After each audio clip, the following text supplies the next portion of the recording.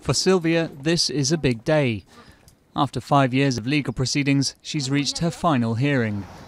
Today, immigration officials will tell her if she'll be sent back to Mexico, a country she left more than 20 years ago to make a better life for herself in the US. After 2 hours of waiting, the verdict is given. 10 minutes ago, the immigration authorities told me I'm out of options with my case, that there's nothing else I can do. They've given me 2 weeks to leave. It was along this beach that Sylvia and her husband first entered California back in 1992.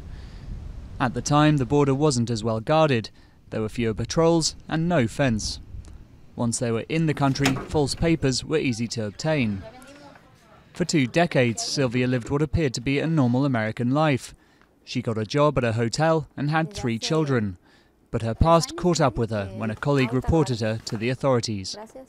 The only thing I said to the police was that everything we've got through our own hard work. We've never done anything wrong.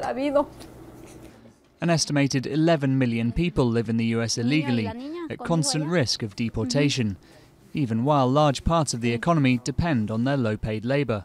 It's a system that in some perverse way works in the sense that you have people in the country without papers, but it's a flexible, disposable, expendable workforce.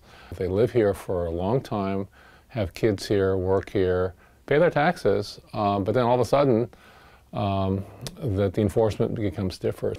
Sylvia is on the receiving end of this enforcement and is preparing to leave her home of 20 years.